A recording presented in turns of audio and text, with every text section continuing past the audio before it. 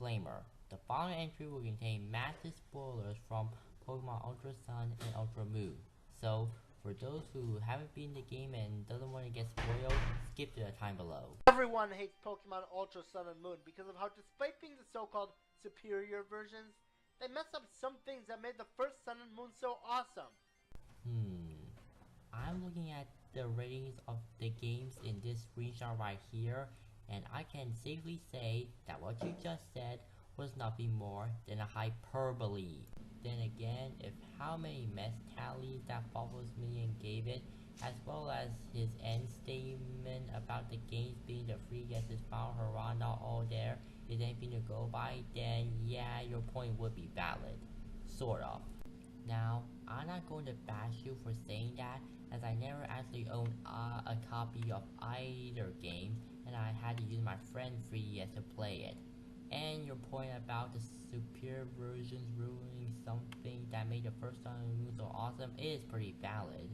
What I will complain, however, is how out of nowhere that statement fell. This is the first time I heard someone say that, and I'm sorry dude, that kind of felt shoehorned in. At least to me anyways. While I like these two more than I should, I don't have a problem with you disagreeing on the haters on the games, but if you're going to say that the games aren't really well received, then maybe you should have second thought about putting the games on number 1 on your top playing games you first played in 2017 list. In fact, the only other time I hear you say something like what you just said is at the end of 2017 games list. maybe that's a sign of bias coming from me. Heard that sentence? That is literally the only time prior to this countdown that you said something like that. Albeit not as much as the previously mentioned predecessors, I do agree on some complaints. Is making Lusamine confusing one of them? Oh well, at least that doesn't stop you from considering her a villain. Namely, Ultra Necrozma. Oh boy. This game managed to commit a crime that no Pokemon game in the past has ever done. They required you to defeat a boss that's approximately 10 levels above your current level while being a legendary. Yeah, about that subtitle about Red, I have to go in a bit of details. Lance's strongest Dragonite is level 50, so chances are your Pokemon's level will be at the same level as it at the end of the game. Its strongest Pokemon, that being a Pikachu, is 81. In other words, about 30 levels above your current Pokemon level. Yes, you did state that you have to take on the entire Kanto region in order to fight him, but even then, it still would not be about his Pikachu's level due to how slow leveling up your Pokemon team is at the post game because of how over leveled they are. But then again, Red's Pikachu, as fat as it is pretty frail, and if you have a ground type with you, not only is electric attack not harm it, but your ground type can always use an earthquake and possibly wipe out his Pikachu in 1 or 2 turns, even if it's lower level. This may be coming from a guy who haven't been read in either of the Generation 2 games, but I want to point that out. You want to know what its base stat total is? 754. Guess we should just forget about Arceus since the god of all Pokemon is outclassed by multiple other Pokemon now. This one not even needing any certain moves or hold items to transform. Hey, at least it's not both Mega Mewtwo's, who both had a base stat total of 780, and about the point about Necrozma not needing any moves and hold items to transform to Ultra Necrozma, well, that is true when you fight it, but when using it, you need to have it hold an Ultra Necrozium Z. I'm not saying you're wrong, but I still want to correct you when wanting to use Ultra Necrozma. And there's his moves. Photon Geyser, Smart Strike, Power Gem, and Dragon Pulse. 2 of those having same type attack bonus.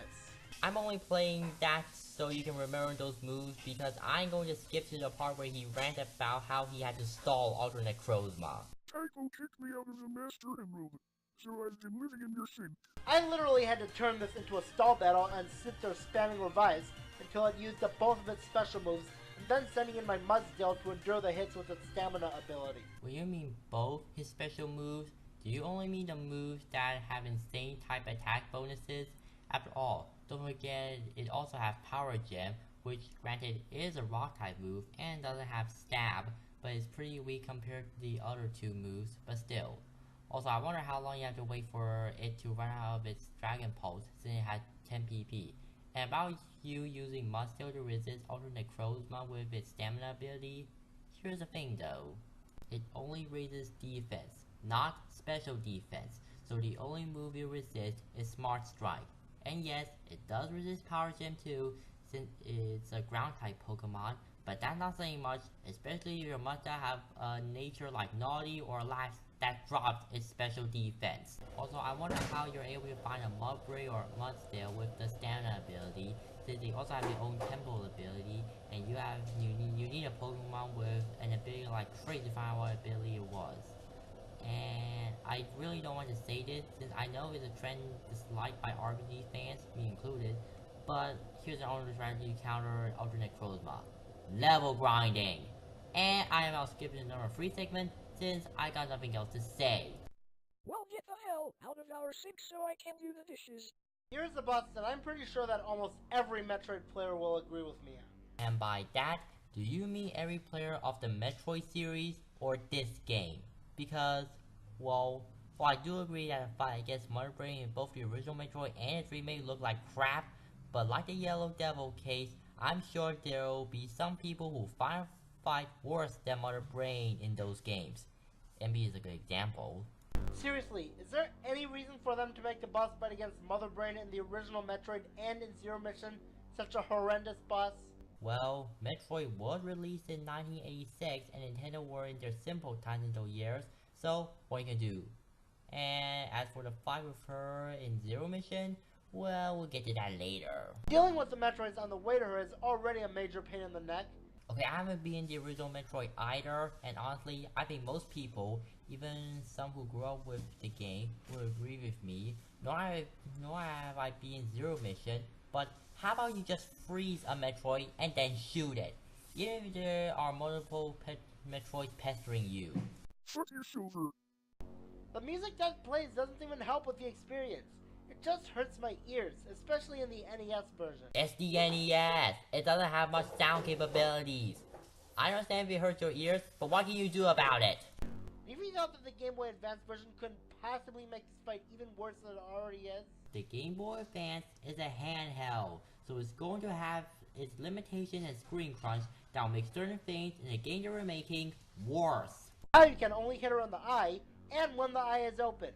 In addition, she gets an attack of her own. How about you bring up the fact that sometimes she uses that attack, she opens her eyes. I know that you ran about that in the past, kind of like that unspoolable cutscene during Young Xehanort's fight, but like with Young Xehanort's case, it wouldn't hurt to elaborate here, especially for newcomers. Also, I didn't realize this until now, but this list also marks the first time you had a full detailed rant with Mother Brain. But like Celosia, I can let it slide, since the last time he ran about her was back in 2013 on the original most hated characters list. And he wasn't just ranting about the fight against her in the original or Zero Mission in that list. He was ranting about just about every boss fight with her involved. The amount of garbage being rained on me is already too much.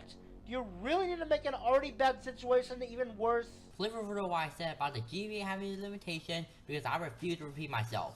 Also, remember how I said I skipped his intro? Well, here's something I should have left in. Also, I decided that instead of doing worst final bosses and non-final bosses separately, I should just count all bosses on one list. You see that subtitle here about him saying that only 2 bosses on his list can be considered final bosses? Yeah, not only this kind of foreshadowing and spoiling, but I want to point out about these final bosses, which you've already seen. With K. Rool, while he is the final boss of the game, you only put his first encounter with him on the list, so you didn't bring up the second encounter with him. And while some people may say you only have to fight the first encounter with him to end the game, while that is true, to quote Mario 75, you have to beat the second encounter to get the true ending. So even though I haven't beaten K. Rool in that game yet, I sort of agree with him, and most people. Though Mother Brain should be considered as a final boss for this list, since she is a final boss of the original Metroid, but not in Zero Mission. In Zero Mission, even though it's a remake of the original Metroid, they decided to add an extra level, so she's a permanent boss. The game's true final boss is a giant robot Ridley, which you read about in your original final bosses list. What I'm trying to say is, I only consider one half of the bosses you mentioned in that situation as a final boss. And I'm going to end the part right here. I'm gonna be honest here. While I did say some stupid things the first 4/5 of the video, these 4/5 wasn't all that bad. They're not really that good, but they aren't terrible either. I bring this up because the last 2 entries on this list is really where this countdown goes downhill. Get ready, people.